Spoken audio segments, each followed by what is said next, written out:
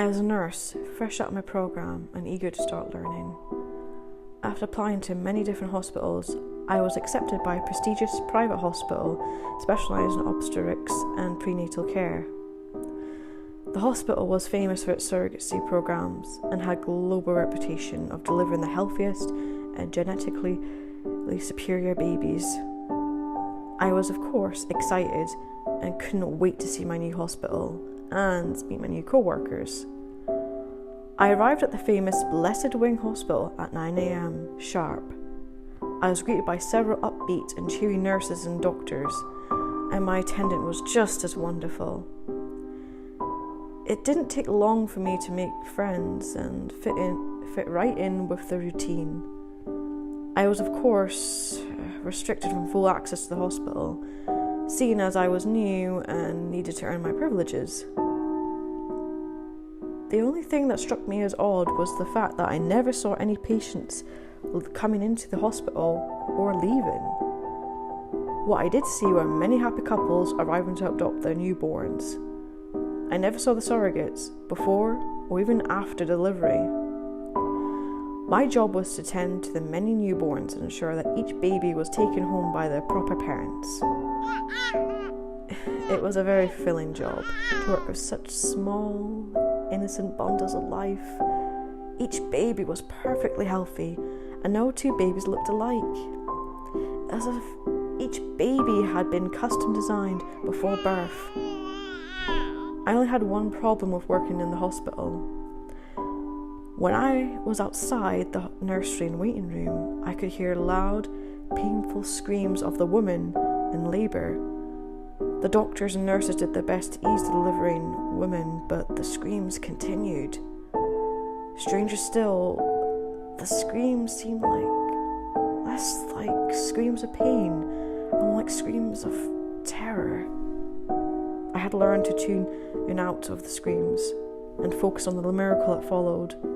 That is, until I heard one woman scream something I will never forget. "Why do you keep doing this to me? Please, I want to leave!" After a few months of working, I felt confident enough to start asking about the oddly absent patients. My questions were met with silence and stern looks from both the doctors and the nurses. Finally, my attendant pulled me aside and told me to stop asking questions and just do my job. There was nothing to worry about. The screams of pain and terror continued to ring out through the hallways of the hospital. I found solace in the nursery, where I could tend to the newborns, but the screams would always follow me as I walked through the halls.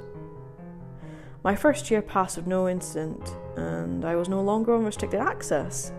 I could freely roam throughout the entire hospital, but there was no reason for me to wander beyond the nursery or doctor's lounge.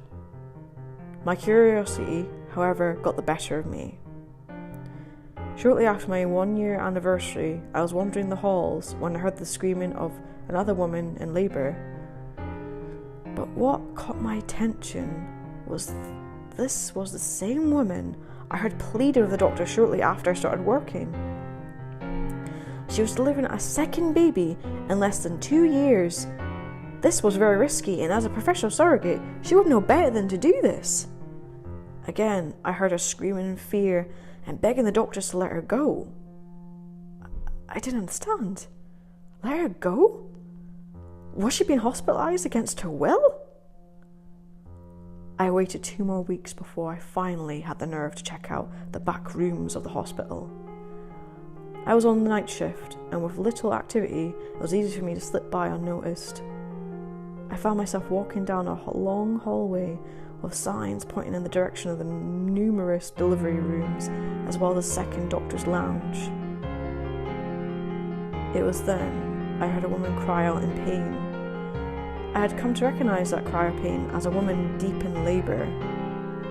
The odd thing is her cry came behind a door labelled Incubators. I didn't see anyone else in the maternity wing or exit in the delivery rooms, so I went into the room to check on her. I wish I hadn't. When I opened the door, what I saw sent a wave of nausea that I can still taste to this day. The large room had 24 beds, each bed holding a woman in different stages of pregnancies. The women were all young and of various races, and each woman had both of their arms and both of their legs amputated. The women were helpless and alone. Tubes and IVs containing nutrients and fluids snaked across the women's mutilated bodies as the only means to keep them alive. One blonde woman, her belly absolutely massive in comparison to her mangled body, spotted me and begged me to help her. "Please, you have to get us out of here." I couldn't speak. I couldn't even move. I just stared at them with my hand over my mouth. "Please," she cried out again. "They won't let us leave. They keep using us, keep using our bodies. Please." I backed away from the sight, towards the door. The woman cried out to me, tears in her eyes. "We can't move! We can't escape! Please! You have to help us!" Fear set in, and I bolted from the room. I returned to the nursery of the hospital, instead with fascination at the innocent newborns that laid out before me. This couldn't be the result of such a horrific experiment, could it?